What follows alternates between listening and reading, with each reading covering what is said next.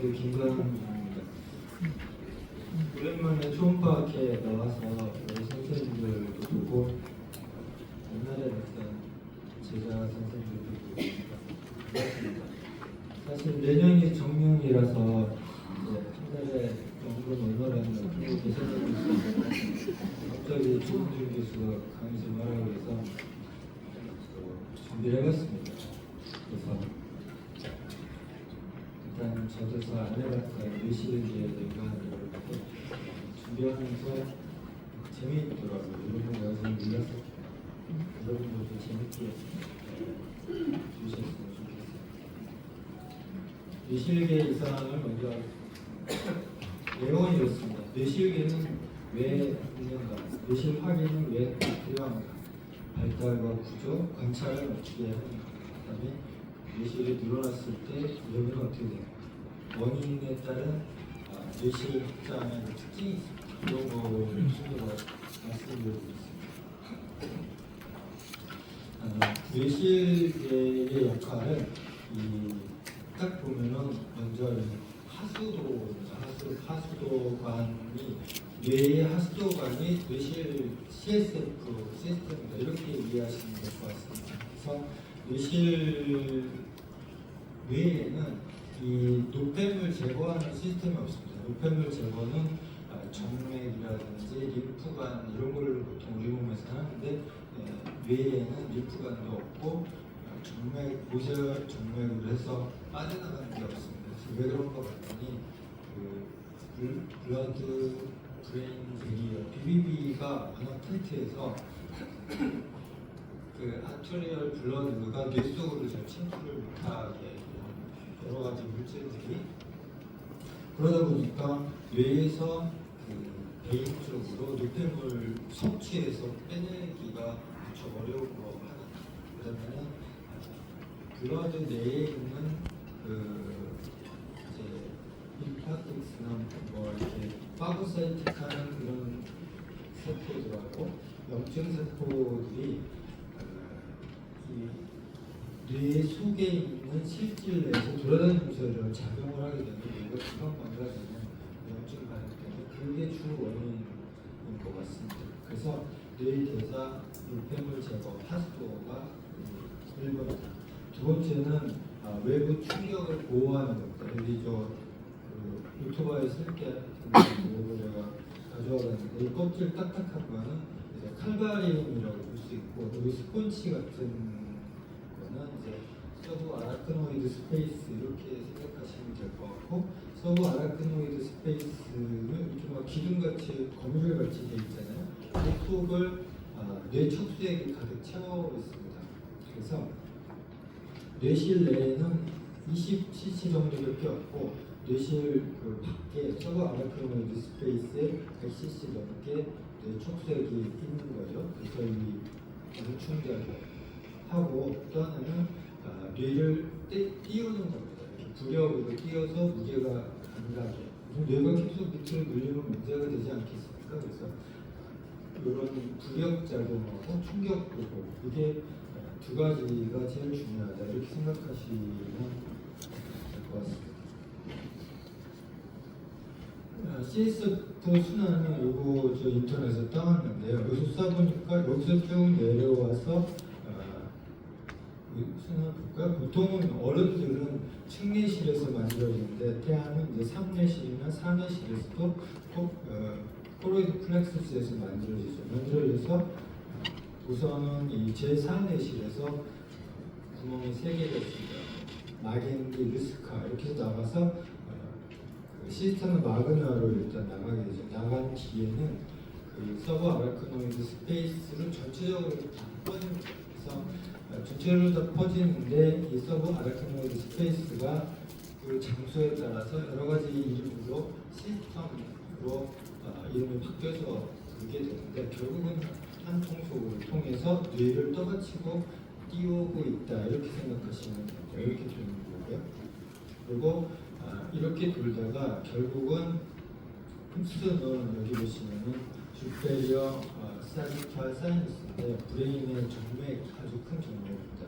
그래서 그 칼바리움으로 이거 박스고 여기는 이제 셀러 콜텍스죠. 이건 벤틀리인데 요그 SSS 쪽으로 CSF가 주로 흡수가 될 거예요. 그래서 하루에 500cc 정도 성인은 만들어지는 걸로 되어 있는데 이것이 SSS로 흡수가 돼서 흡수될 때는 여기 아라코노이드 그래놀레이션이 있어서 이쪽으로 많이 흡수가 돼서 정맥관으로 들어가는 거예요. 정맥 시스템으로 센트럴 그 시스템으로 들어가게 되는 그런 청소가 되는 거죠. 그래서 이거는 어른들은 SSS가 다르는 거고 태아는 또 다르다고 되어 있습니다. 태아는 이 아라코노이드 그래놀레이션이 SSS에 잘 발달이 안 돼서 페리 바스큘러 스페이스나 브레인 베이스 또 메조파렌지얼 림파틱스 코 이쪽에 림파틱스의 CSF가 스며들면서 흡수가 되는 걸로 되어서 태아랑 어른하고는 약간 다르다. 그리고 이 서브 아라크노이드 스페이스 물을 채우고 있는 이 주변은 다 혈관이 그 중간에 다 이렇게 주행하고 기둥이 있고 뭐 그런 스페이스입니다. 그래서 태아 때는 페리바스큘라로 스며들듯이 흡수가 된다 이렇게 보시면 되겠고 한 방향으로 쭉 갑니다. 그 프로드플렉스 한 방향으로. 뇌실 관찰은 왜 필요한가 이렇게 봤을 때 그 뇌실을 관찰하기가 무척 쉽습니다. 초음파 특성상 그 소프트 티슈하고 워터 컨텐츠가 아주 명확하게 잘 보이니까 일단 눈에 잘 띄고 두 번째는 태아의 뇌 변경의 95% 이상에서 뇌실 변화를 동반하게 됩니다. 이게 왜 동반하느냐 그러면 뇌실이 뇌의 가운데서 이렇게 양쪽으로 딱 구조를 잡고 있잖아요. 그래서 뭐가 고장나도 어느 정도 영향을 미치게 되어 있어서 다행이죠. 그래서 우리는 뇌실만 잘 봐도 이게 정상인지 아니면 뭘 봐야 되는지 이런 걸 알 수 있는 스크리닝 이펙트가 있고 또 말씀드리겠지만 뇌실 변화를 일으키는 다양한 원인들이 서로 각각의 어떤 특징들을 보이고 있습니다. 그래서 다이그노스틱한 면도 있다 이렇게 말씀드릴 수가 있고 그다음에 뇌실 확장의 원인들입니다. 뇌실 확장은 말포메이션 때문에 그렇기도 하고 obstruction 때문에 그렇기도 하고 부서지는 것도 있고 아트로픽해서 안 만들어지는 것도 있고 아트로픽하다 보면은 이 브레인 자체가 잘 안 만들어지니까 뇌실이 넓어지려고 넓어지는 게 아니라 그 빈 공간을 채우기 위해서 수동적으로 넓어지는 이런 건 예후가 무척 안 좋겠죠. 이 덧붙여서 말씀드리면 아트로픽할 때는 머리 자체도 작습니다. BPD나 HC도 작다 이렇게 말씀드릴 수가 있어요. 이 뇌실 발달 아까 좀 하셨지만 세 개의 덩이가 진 다음에 맨 앞에하고 뒤는 두 개로 다시 분화가 됩니다. 여기는 이제 베네하고 살라머스고 이 메젠세펄은 그대로 이제 남아있게 되고 아키다트 쪽으로 남아있게 되고 하인브레인은 소의 폰스 메둘라 오블랑가타 이렇게 되고 점점 구부러지고 이 뇌실 처음에는 이 뇌실만 있거든요. 아까 그 사진 보셨겠지만 이 물만 차 있다가 이 뇌실 벽에서 세포들이 자꾸 분화를 하게 됩니다. 에펜디마 셀이라고 그러는데 여기서 분화가 돼서 이렇게 점점 두꺼워지죠. 특히 여기는 많이 두꺼워서 6개의 층으로 점점 두꺼워서 걔네가 되고 뭐 이런 식으로 분화를 합니다. 그래서 이렇게 보시면은 처음에 이렇게 관으로 세 덩어리가 됐다가 두 개로 나뉘고 가운데 거는 메젠세펄로만 남아있어요. 다이엔세펄로 살라무스고요. 옆에서는 이렇게 생겼고 초에는 여기가 제일 뚜렷하게 보여서 제4내실이 제일 뚜렷하게 보입니다. 육주에 보면은 여기 보이시나요? 여기 보시면 이렇게 사각형으로 이 제4내실이 뒤쪽에서 이렇게 보이는 게 보이죠. 7주입니다. 7주 그 아기를 에토피 아기를 살살 벗겨서 이렇게 보였는데 초파를 보면 여기에 이제 제3내실이 있고 노란색 커팅하면 이렇게 보입니다. 여기가 이제 뒤에 있는 제3내실 보이고 초록색 커팅을 하면 제4내실이 이렇게 마른 모양으로 딱 보이죠. 여기는 아케다트 있죠. 그다음에 파란색으로 보면 여기 뒤에만 살짝 보여요. 이게 7주 정도 됩니다. 근데 8주 때는 꽤 발달이 되고 끄끄하게 되는데 이렇게 보면은 여기서는 라테럴 벤트리클 엔테리어 쪽이 보이기 시작하고 여기 뒤쪽은 역시 제4내실이 뚜렷하게 보이죠. 여기가 제4내실이고 이제 여기서 이제 손해가 발생하고 그런 거죠. 9주 정도 됐으면은 이제 한 20mm 조금 넘어가는데 그거는 이제 인버스 모드를 보면은 이제 앞쪽에 라테럴 벤트리클 그리고 서드 벤트리클 이때는 아케다트가 상당히 큰 걸 알 수가 있고 포스 벤트리클 그것도 아케다트가 상당히 크거든요. 10주 정도 되면은 이제 뭐 이때부터는 태학인데 여기서 보면은 뇌실 자체가 엄청 크고 코로이드 플렉서스 뚜렷하게 보이고 세리벨럼이 만들어지기 시작하고요.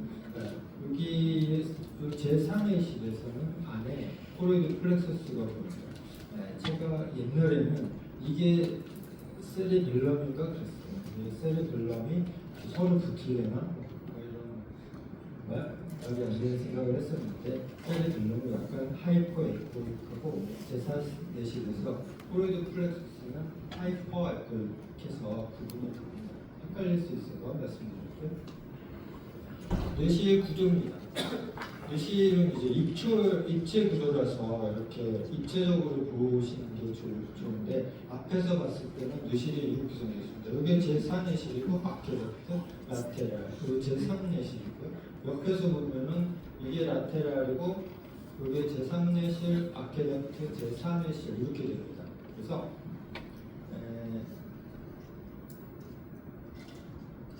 그렇죠.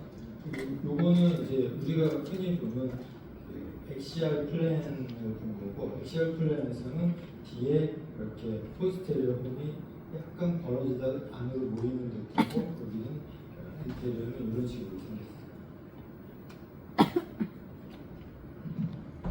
엑시알 플랜을 보면은 뇌가 이렇게 생겼다고 치고 벤트리클 이런 식으로 생겼고 위에서 보면은 벤트리클라 뷰가 이렇게 생겼죠. 이렇게 생겼고 여기를 우리가 측정하게 되는데 일단 측정한 거 말씀드릴게요. 그래서 이게 엑시알 플랜이고 여기가 벤트리클 여기가 파리에토 오시피탈입니다. 아까 그 23주부터 보인다고. 이제 이렇게 조그맣게는 한 19주, 20주부터 보이긴 보여요. 약간 살짝 보여서 그렇지. 코로날 프레임입니다. 이건 엔테리어 쪽에서 본 거고, 이거를 엔테리어 컴플렉스라고 하기도 합니다. 그래서 이거는 코로이드 아니 코퍼스 칼로즘이고, 이거 카본 세톰 팔루시즘이고, 엔테리어 코니기트. 이거 서드 벤트리클 이렇게 됩니다. 여기 카본 세톰 팔루시즘, 이게 코퍼스 칼로즘이고, 여기가 서드 벤트리클 이렇게 됩니다. 그래서 벤트리클 형태만 입체적으로 본다고 하면 이런 식으로 돼 있어요. 서드 벤트리클이고 여기가 이제 엔테리어 콘이 되겠고 제3내실 여기다 살을 붙이면 이런 거는 코퍼스 칼로즘이고 요거는 코데이트 뉴클레스의 헤드입니다. 코데이트 뉴클레스도 이렇게 C자처럼 되어 있기는 해요. 그래서 옆으로 보면 이런 식으로 생겼고 여기가 제3내실입니다. 제3내실은 코퍼스 칼로즘 아니 카본세톤 팔루시즘처럼 이렇게 뚜렷하게 보이지가 않아요. 그러니까 이거 보시면은 여기처럼 이렇게 까맣게 보이는 거 별로 없습니다. 이거는 좀 3내실 늘어난 거를 이렇게 갖다가 찍어서 그렇지 대개는 약간 뿌연 정도. 왜냐면 서드 벤트리클 자체가 얇기 때문에 이게 까맣게 나오긴 어려워요. 그래서 그렇게 이해하시고 사지탈 프레임입니다. 미드 사지탈을 보시면 미드 사지탈의 특징은 이게 있어요. 코퍼스 칼로즘이 딱 보여야 되겠고 이제 제3내실 여기 버미스가 보여야 되겠죠. 버미스 가운데 뾰족 들어가는 거를 기억하시는 게 좋겠습니다. 이게 파스티지움이라고 부르고 이게 파스티지움입니다. 옆에 살짝 기울여서 파라사지탈이고 파라사지탈에서는 3홈 뷰 그렇게 됩니다. 그래서 프론탈 홈, 옥시피탈 홈, 템포럴 홈 하나, 둘, 셋 그래서 3홈 뷰 이렇게 얘기하는데 요거를 보시는 게 그 ISUG 그 가이드라인의 뉴로소녀에 나와 있고 이거가 헌혈성 이런 질환에 여기에서 이제 그 시스틱 체인지라든지 에코 체인지가 변하기 때문에 이런 거를 보는 게 의미가 있다 이렇게 됩니다. 벤트리클 측정하는 거는 뭐 간단한 요거밖에 측정 안 했는데 내가 이렇게 그 벤트리클을 이렇게 있으면 여기를 측정합니다. 여기는 뭐냐면 옥시피탈분하고 템포랄분이 갈리는 갈림길 이거를 에투리움이라고 얘기하는데 이 부분입니다. 이 부분에 옛날에는 이걸 글로무스라고 하잖아요. 그 코로이드 플렉수스의 덩어리 그래서 글로무스인데 글로무스의 터치에서 90도 90도 제자 이런 얘기 많이 했고 요즘도 그렇게 하는데 글로무스가 어떤 애는 크고 어떤 애는 작고 그래서 위치가 제각각이다 그래서 차라리 파레토 옥시피탈 본 뾰족한 피셔죠. 파레토 옥시피탈 피셔의 제일 뾰족한 데서 제일 가까운 벽에서 안쪽에서 안으로 90도로 요걸 제자 이렇게 있고 이게 딱 정해지진 않고 이제 이렇게도 재고 저렇게도 재고 이렇게 하는 것 같습니다. 근데 뭐 비슷합니다. 서브 아라크노이드 스페이스는 사실은 이게 뇌 축수에게 가득 차 있는 그런 스페이스라서 의미가 있습니다.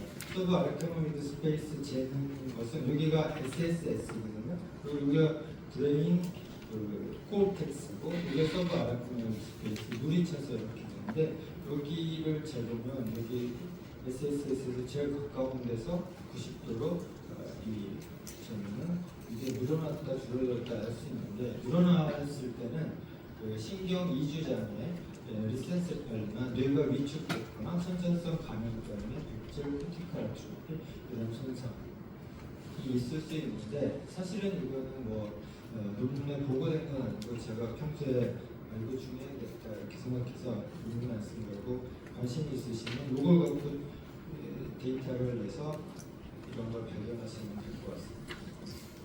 아이디어를 공짜로 드리겠습니다.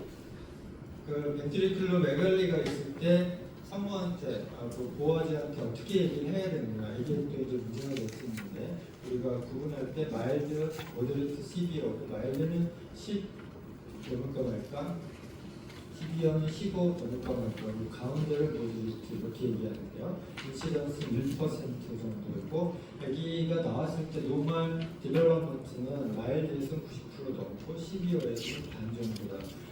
벤트리클로 메갈리가 발견됐을 때 어떻게 하느냐 뉴로소노그래피 하거나 MRI 찍고 그 다음에 정밀증가하고 캐리오타이핑 미세저스 그거 하게 돼 있고 인펙션 스타디 하게 돼 있습니다. 인펙션은 CMV하고 톡소 이 두 가지만 하시면 되고 이게 제일 많으니까. 그리고 이거는 시스테마틱 리뷰를 가져와 봤습니다. 그래서 이 마일드 투 모더리트 이게 아주 시비하지 않았을 때를 대상으로 한 거고 우리가 제일 잘 만나는 거겠죠. 그래서 컨젠트 인펙션 레이트가 1.5% 되고 대개가 CMV 톡소다. 크로모점이 5% 정도 되고 뉴로블루타 아그노멀티가 14% 정도 되는데 인펙션이나 노멀 크로모점일 때는 그래도 12%를 줍니다. 그리고 아이솔레이트일 때는 8% 정도 아그노멀티가 있다. 이 정도 참고하시면 되겠고 기능은 모터가 주로 더 떨어지더라. 그리고 우리가 아이솔레이트라고 그렇게 믿었는데 그 중에 3분의 1은 사실은 다른 기형이 있더라. 그래서 아이솔레이트라고 산모한테 너무 강하게 말씀하기는 좀 어렵지 않을까. 그리고 시메트릭하고 아시메트릭 그 딜라테이션이 있잖아요. 근데 이 두 개 차이를 본 거 보면은 뭐 시메트릭이든 아시메트릭이든 큰 차이는 없더라 이렇게 돼 있고 나중에 아이솔레이트라고 보고 태어나서 잘 보니까 나중에 아노말리가 발견되고 뭐 10% 넘게 이렇게 되기 때문에 이제 상담하실 때 참고하시면 되겠습니다. 그러면 이제 쉽게 가는 걸로 하면 마일드 투 머더리트 벤트리클 딜라테이션에서 예외적으로 딱 보면 얼마나 늘어나느냐, 동반 이상이 있느냐, 이게 점점 늘어나느냐, 그 머리 크기는 클수록 좋을까요, 작을수록 좋을까요?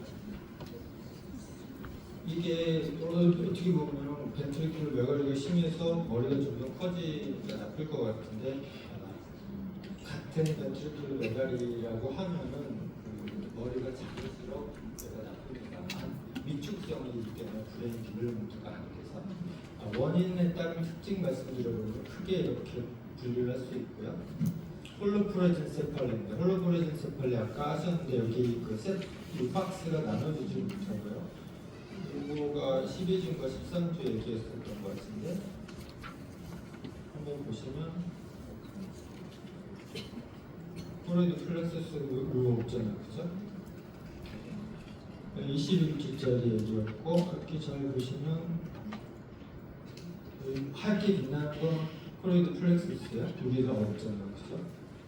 여기 살라무스고 그거는 이제 미드브레인 쪽이고 ACC MRI를 찍은 애기입니다. 이게 우리가 콜포 세팔리라고 포스테리어가 이렇게 눌러주지를 못하니까 이렇게 돼 있고 여기 보시면 이게 좀 떨어져 있죠. 인테리어는 여기 보면 코프스 컬러를 넣은 거예요.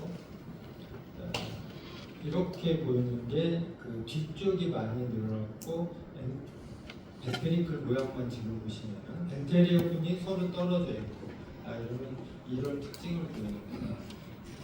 그렇죠? 떨어져 있고 이 떨어져 있는 이유는 이제 이건 포스테리오고 여기 엔테리인데 떨어져 있는 이유는 그 프로스트 번들이라고 해서 서로 이렇게 좌뇌 우뇌가 왔다 갔다 하던 그 번들이 갈 데가 없으니까 중간에서 이렇게 뒤로 빠지는 거잖아요. 앞쪽으로 우리가 주로 뒤로 빠지고 그래서 이제 벤트리클 형태도 인머추어해지기도 하고 그다음에 이제 넓어지고 근데 실제로는 이게 뒤에 가서 원래 서로 커뮤니케이션 하는 경우가 꽤 많은 걸로 그렇게 되어 있습니다. 그걸 찾아보려고 했는데 찾긴 좀 어려웠고요. KRE2는 다 아시는 뭐죠? 바나나 사인이고 제4넷이 잘 안 보이고 여기 딜라테이션도 있고 BPD는 작습니다. 레몬 사인 보이고 이런 특징을 보이게 되죠. 브레인 튜머에 의한 에브리널 튜머는 상당히 말리그먼트인데 여기 튜머가 있으면서 이 CSF 드레이니지 길을 막으면은 이렇게 보여서 이런 식으로 되겠죠. 딜라테이션도 있고 뇌가 깨져나가는 겁니다. 이게 우측 뇌 같아요. 여기 물로 차 있고 이쪽은 괜찮은데 우리 병원에서 출생했었는데 이건 딴 애인데요. 이게 잘 보시면은 팔에 도시부터 보이고 이게 깨졌어요. 뒤에까지 7주에도 깨지고 뇌실이 그 파괴된 부분하고 연결돼 있습니다. 그러면 이제 클래스틱 이렇게 돼 있죠. 클래스틱인데 요거는 주로 팔모리지나 또 임팍이나 이런 걸로 오는 경우가 많은 걸로 되어 있고요. 브레인 해모리지에 의한 거고 코로이드 플렉서스 이렇게 보이고 하이드렌세팔리 아주 심하면 이렇게 되죠. 여기 보시면은 이게 어떻게 보면 이게 홀로프로젠세팔리 같잖아요. 근데 이거는 하이드렌세팔리고 여기 헷갈리게 늘어나는 거는 호라멘 몰로가 늘어나는 거예요. 호라멘 몰로가 많이 늘어나면 홀로 비슷한 느낌이니까 주의하시면 되겠고 CMV 인펙션은 그걸 딱 보시면은 기억이 딱 납니다. 뇌실 안에가 우들두들하고 에코제닉합니다. 0.간으로 이렇게 해서 여기도 보시면은 코로나 뷰인데 뇌실 벽이 이렇게 에코제닉하고 좀 부서져 있고 이렇게 있죠. 그래서 이건 CMV 인펙션은 이런 특징이 있습니다. 그러면 뇌실 변화를 정리를 해보겠습니다. CMV 선천성 감염은 이런 게 있지만 뇌실 벽이 결절성 변화, 석회와 같이 에코제닉하다. 순환로가 폐쇄되는 것은 대칭적으로 그런 수가 많고 여기에 그렇게 딜라테이션이 됩니다. 이 순환로 폐쇄는 네오네이트나 영화에서 많습니다. 뇌실질 파괴는 경계가 불분명하고 결손부위하고 연결이 됩니다. ACC 같은 경우는 풀포세팔리가 특징이고 뇌량이 없고 티어드롭 사인이고 KRE2는 이머추어스이고 바나나 사인 이런 게 보이고 전반적인 위축 발달 질환에서는 머리가 작다 그리고 실질이 위축다 이렇게 되겠습니다. 뇌관 이상으로 넘어가겠습니다. 뇌관 이상의 경우는 뇌관이란 뇌관은 어떻게 생겼나, 뇌관 초음파 관찰은 어떻게 하는가, 언제 또 봐야 되는가, 뇌관 기억에 대해서 말씀드리겠습니다. 브레인스템은 요 세 개를 말합니다. 그래서 미들브레인, 폰스, 메둘라 오블ongata.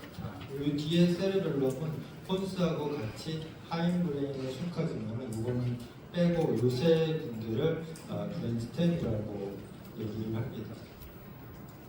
브레인스템이 뭐 하는 건가 이렇게 봤더니 여기가 이제 척추하고 올라가는 신경 다발입니다. 신호가 내려가기도 하고 올라가기도 하는 그 길이죠. 길인데 여기에 보면은 이 브레인스템에 메둘라 오블ongata 말고 여기에 뇌신경 12개가 여기서 이 10개가 여기서 나옵니다. 대뇌에서 보는 거하고 냄새 맡는 거를 대뇌에서 직접 나가고 그 다음부터는 이 브레인스템에서 핵이 나가게 되고 이 메둘라 오블ongata에서는 심박동, 호흡 등 생명 유지를 하는 반사중추가 이쪽에 있습니다. 그래서 이런 세 가지 기능을 갖고 있구나. 이렇게 하고 이해하고 시작하겠습니다. 브레인스템을 초음파로 보는 게 좀 쉽지는 않았는데 여기 버미스 보이시죠? 여기 버미스 보이고 제4의 실이고 뾰족 들어간 게 파스티듐이라고 그랬고 이 손에 버미스 앞에가 무조건 폰스입니다. 이게 같이 만들어지는 거라서 무조건 폰스. 그 밑에 메둘라 오블ongata. 그 위에가 미드브레인. 이렇게 보시면 되겠고 실제로 보면은 여기가 이제 버미스죠. 여기 제3내실 뾰족한 거 확인하시고 폰스가 제일 앞으로 튀어나와 있습니다. 보는 방법은 어떻게 할까? 이제 그 어떻게 하면 쉽게 보는가 해서 TA, TV를 보기로 했습니다. 그래서 TA 때는 보는 방법이 우선 이 뼈를 보고 스파이널 코드를 찾으면 됩니다. 스파이널 코드를 찾아서 머릿속까지 이어 붙이면은 이 브레인스템입니다. 보통 여기는 잘 안 보이는데 빔을 이런 식으로 줘서 스파이널 코드를 먼저 찾고 안으로 이어 붙여서 브레인스템을 찾죠. TV에서는 여기 세레벨럼에 여기 뾰족 들어간 파스티지움을 먼저 찾아서 같이 찍으면 여기가 이제 폰스고 메둘라 오블ongata, 여기가 미드브레인 이런 식으로 찾으면 될 것 같습니다. 언제 브레인스템을 관찰해야 하는가? 푸스텔 포자랑 같이 잘못된 수가 많아서 아까 선생님이 세르브럴 다이아미터하고 노모그램 보여주셨는데 논문에 의하면 3% 이하면은 이 브레인스템 아트로피 하이포플라지아가 있을 수 있기 때문에 찾아야 된다 이렇게 돼 있고 에브노멀 버스 벤트리클이 밋밋하거나 폰스 쪽으로 삐죽 들어가 있거나 이런 모양일 때는 브레인스템 이상이 있을 수 있다. 왜냐하면 포스 벤트리클의 앞쪽은 폰스니까. 그다음에 범위한 하이포플라지아가 있을 때 폰스가 같이 망가지는 수가 무척 많다. 그리고 이쪽 말고 슈프라 텐토리아로서는 ACC나 벤트리클러 딜라테이션이 뚜렷할 때 브레인스템이 같이 오는 수가 많아서 이때는 같이 봐라. 이렇게 되어 있습니다. 뇌관 기형이 꽤 많은데요. 프리네이탈로 진단이 되고 보고가 된 거를 위주로 했습니다. 보고할 때는 우리가 할 필요 없고 빈도를 찾아보니까 매우 드물죠. 평균 10만 분의 1입니다. 메비우스 신드롬은 50만 분의 1 정도 되더라고요. 10만 분의 1, 50만 분의 1은 의미가 없습니다. 평생에 볼 기회가 없다. 이 정도 생각하면 되고 그게 또 맞기 하겠습니까? 뭐 어쩌다 보면 메이치를 아예 쓰지도 않겠습니까? 제목은 폰탄 하이포플라자, 폰토 세르브랄 하이포플라자, 주버트 메비우스 론덴세팔로스네. 근데 아주 드물지만 이게 또 진단할 만하겠더라고요. 보시면 폰탄 하이포플라자가 사실 제일 많습니다. 폰스가 이렇게 위축돼 있죠. 여기에 비하면 많이 위축돼 있죠. 이 브레인은 제 머리를 찍은 겁니다. 얘는 머리가 무서워요. 맨날 술을 먹어도 뇌가 그래도 천천했어서 다행이었습니다. 이 폰스 보면 차이가 많이 나죠. 그래서 폰탄 하이포플라자가 폰스가 얇고 납작하다. 그리고 자꾸 위축이 돼 있다. 손에도 뭐 위축이 돼 있다. 이런 식으로 되어 있습니다. 폰토 세르브랄 하이포플라자는 세레벨럼도 망가진 거죠. 그래서 이렇게 근데 이게 한 병 디지가 아니고 여기에 보니까 폰트 셀러 하이퍼플라자의 타입이 17개나 되고 관여진이 25개나 되더라고요. 그러니까 어떤 병의 이름 이렇게 할 수는 없고 디지즈 엔터티로 봐야 될 것 같고요. 세레벨럼 폰스가 같이 망가지고 세레벨럼이 이상하게 변하고 로블레이션이 잘 안 되고 이 로블레이션이 돼야 버미스가 하얗게 반짝반짝하거든요. 그 밋밋하고 하이퍼 에코이크한 로블레이션이 안 되는 거죠. 브레인스템이 킹킹, 브레인스템 킹킹 이쪽 말하는 건데 여기가 그거죠. 이게 콜리클루스, 슈페리어 콜리클루스 튀어나오고 4개의 콜리클루스가 나오는데 뾰족하게 나온다 이렇게 돼 있고 동반은 ACC, 옵티가 아트로피라고요. 폰토 세레벨러 하이퍼플라지아에서는 버미스 하이퍼플라지아의 전염성이 있고 전반적으로 약하다. 이렇게 보이면 이거 이상한데 이렇게 알 수 있을 것 같아요. 이건 제 머리. 폰토 세레벨 이거 우리 병원 케이스를 제가 한번 찾아봤는데 세레벨럼 보이고 제3의식 넓어 보이고 폰스 밋밋하고 약간 뒤로도 나와야 되거든요. 좀 작고 그런 것 같아요. 그리고 이때 손해가 21주인데 16주 사이즈였어요. 그러니까 손해도 작고 폰스도 작고 그래서 폰토 세레벨라 하이퍼플라지아일 것이다. 확인 못했습니다. 주베르트 신드롬은 이거 쉬운데 몰라투스 사인이라고 그래갖고 여기가 많이 망가져 있죠. 버미스가 저형성이 돼 있고 폰스하고 그 세르벨럼하고 이어지는 길이 슈페리어 세르 페둔클이라고 하는데 이것 때문에 어금니 사인이 나타납니다. 그리고 보시면 딱 알 수 있어요. 어금니를 뿌리까지 이렇게 보면 이런 식으로 생겼거든요. 이렇게 벌어져서 이게 왜 그렇게 되냐면 제 상외실이 이 엔테리어 폰스로 파고들어서 뾰족 들어가니까 이런 식으로 보이는 거거든요. 그리고 이 위에는 폰스하고 세리벨럼하고 이어지는 그 길이 두꺼워져 있어서 이런 식으로 어금니같이 보입니다. 이게 저도 한 번도 본 적이 없는 거거든요. 메비우스 신드롬은 이제 6번, 7번 내시경이 잘못된 건데 지금 묻지 못하고 입도 다물지 못하고 뭐 이런 겁니다. 그래서 원인은 포열성 저산소성 손상이 주 원인이라고 그리고 대개 폴란드 증후군하고 연관된다고 합니다. 폴란드 증후군이 재밌는데요. 메비우스 신드롬은 이게 제일 되고 좀 아트로픽하고 뭐 이런 정도고 실제로는 6번, 7번 핵을 발견해야 되니까 산전에는 어렵다 이렇게 보실 수 있는데 폴란드 신드롬하고 같이 잘 오니까 이 폴란드 신드롬은 한쪽에 이 팩토럴리스 레이저가 없는 거예요. 이쪽만 있고 여기가 없고 애가 그래서 가슴이랑 뭐 찌그러져 있죠. 그래서 이거는 이게 산전 케이스거든요.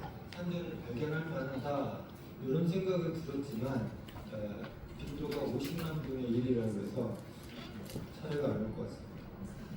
후네이마 이거는 쉽습니다. 이것도 드물긴 한데 버미스가 없고 손의 방부가 서로 유발이 돼서 나타나기만 하면 잡아줄 수 있을 것 같습니다. 손의 방부가 서로 붙어 있고 버미스가 없다. 이렇게 보면 위에 붙었잖아요. 아까 어떻게 보면 도널드 덕 같이 생겼잖아요. 버미스가 그래서 버미스가 없고 이렇게 붙었습니다. 이거는 이제 정리한 겁니다.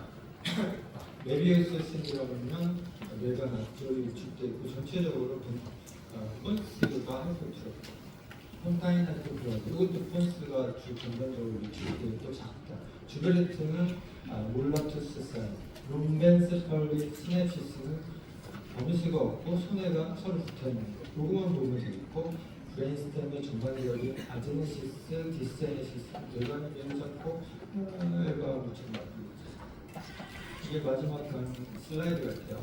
뇌관 이상 성과를 볼 때 뇌실 확장하고 ACC가 뇌관 이상하고 분배되는 경우가 많다니 이때 뇌관 이상을 찾아볼 것이고 포스테로포자를 자세히 보고 이상하면은 보고 각 질환의 영상 특징을 확인하면 될 거고 산전 초음파 뇌관을 보여주시는 거는 TA, TV 아까 말씀드린 대로 척수를 따라서 뇌 안까지 빈척을 방법이 하나 있고 제 버미스에 뾰족 들어간 파스티지를 중심으로 해서 아프콘스랑 연결해서 되는 그런 방법이 있을 것 같습니다. 감사합니다.